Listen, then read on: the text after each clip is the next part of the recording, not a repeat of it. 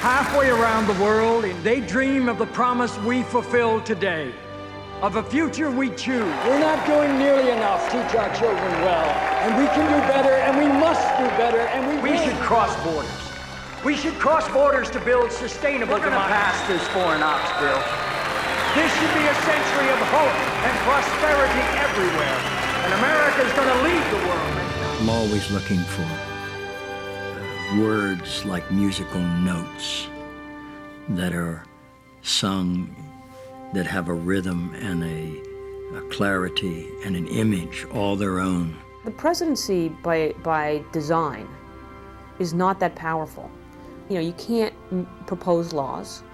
You can't make up your own budget. You can't spend money. He has to lead by persuading people through the power of his words. And certainly because of the campaign, far more at the start of season 4.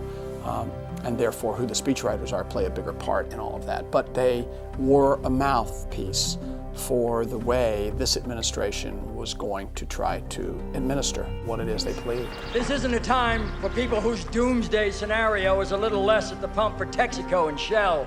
This isn't a time for people who say there aren't any energy alternatives just because they can't think of any. This is a time for American heroes, and we reach for the stars. I can remember a moment when we were casting the pilot. I certainly know that Aaron had an image in his head of a speechwriter watching the president give the speech and be going, "No, you should have come up on that word, and you left out a preposition," which Richard fulfilled quite brilliantly. The president has his blood pressure taken every morning. On higher blood pressure days, Toby's not allowed to be in the president's sight line while he's speaking. Why? Stepped on it. He has trouble concealing his displeasure. Stepped on it, and he knows it too. It could be a good speech, but it can't be a great speech unless it comes from inside the person who's giving it.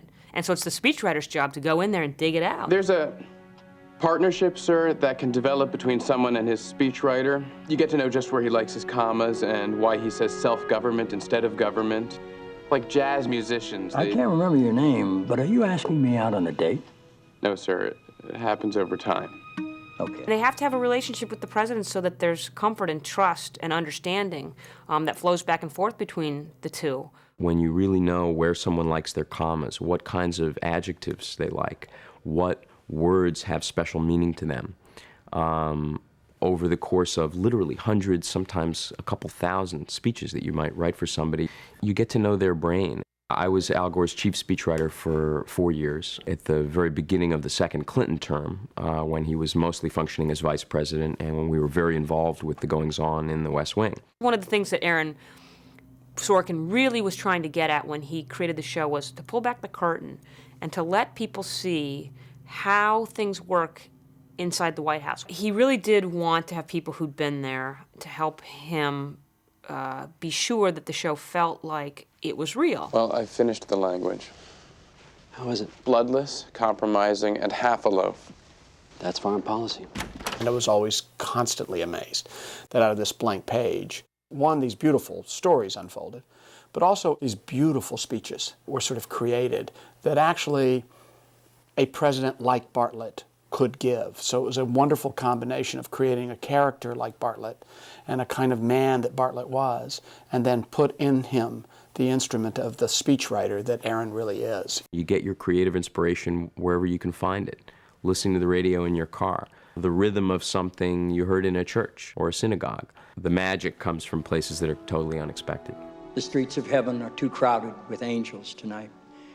There are students and our teachers and our parents and our friends. The streets of heaven are too crowded with angels. But every time we think we've measured our capacity to meet a challenge, we look up and we're reminded that that capacity may well be limitless. This is a time for American heroes. We will do what is hard. We will achieve what is great. This is a time for American heroes, and we reach for the stars. God bless their memory. God bless you. And God bless the United States of America. Thank you.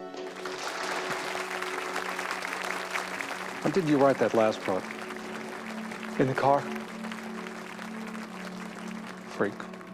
Aaron was able to put that speech about these college kids But in fact, that's a speech about 9/11. I mean, that's as clear and beautiful a speech about 9/11 and about us as a nation and our potential under the worst of conditions. Aaron chose the sort of theme of American heroes, of, again, the idea that individuals could make big differences. There's a promise that I ask everyone who works here to make.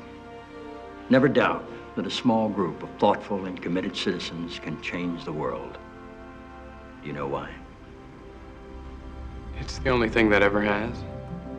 And that's the great American idea, that a small group of committed citizens can really change the world. As a kind of a writer and advisor to Aaron on the show, was grateful that he had this unique appreciation of speechwriting as noble and glamorous and exciting. In politics, usually we were just the guys sitting in the corner typing away while everyone else was having their, martinis at the end of the night. You came by just to tell me you liked the speech? This is a time for American heroes, and we reach for the stars. I'm weak. Yeah, I think I stole that from Camelot. Camelot. Good writers borrow from other writers. Great writers steal from them outright. The only code about stealing lines, I think, in speechwriting and in screenwriting too, are is that you should steal from the best. I don't think there's any dishonor in borrowing from the great speeches. I think it would be sort of probably borderline malpractice for speechwriters not to spend time thinking about, why did this speech work? Working in the White House is like being in the Marines. It's like working in a factory. There's so many things flying at you from every direction that you really barely have time to think. You can't comprehend the chaos of the Oval Office.